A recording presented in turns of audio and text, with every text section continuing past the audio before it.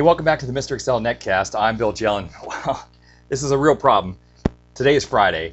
April Fool's Day, my favorite day of the year, actually falls on a Sunday this year. So my great trick that you would normally be able to pull on your manager on April Fool's, you're not going to be able to do it because you're not going to be at work on Sunday.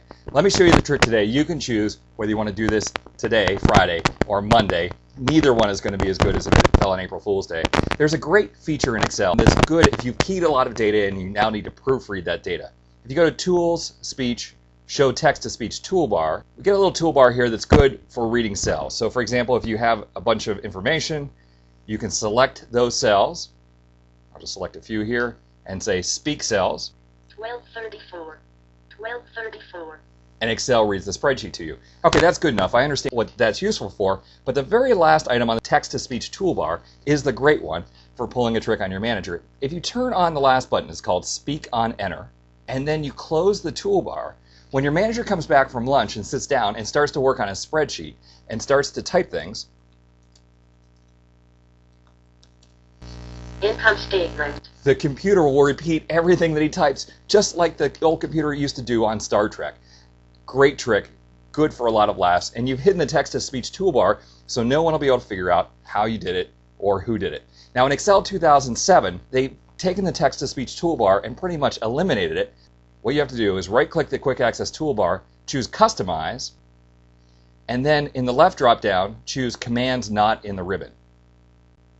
All of the speech items are further down in this list. Choose one and add it to your toolbar just long enough to turn on the feature and then remove it from the Quick Access toolbar so your manager doesn't find it. Okay, now something interesting is if you go into the control panel and choose Speech, on some computers we have 3 different voices available. Every computer has Microsoft Sam.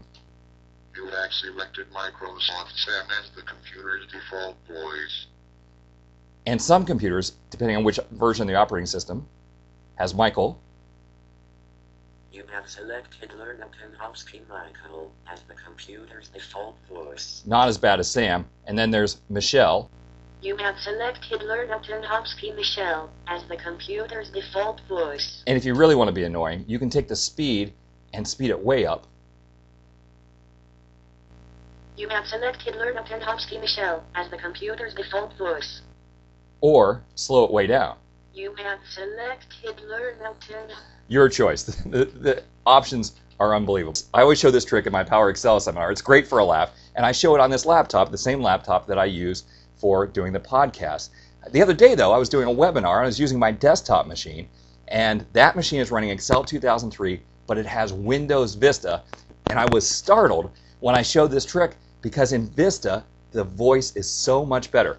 Here, let me roll over there, and we'll take a listen to how the voice sounds in Vista. 1234. Hello. This is the new Vista. All right, so that's interesting. I know a lot of people don't use text-to-speech, but obviously Microsoft invested a lot of money in making that voice sound a whole heck of a lot better than Microsoft Sam that we've been living with forever in Windows XP. Hey, there you go. Sunday's April Fool's Day.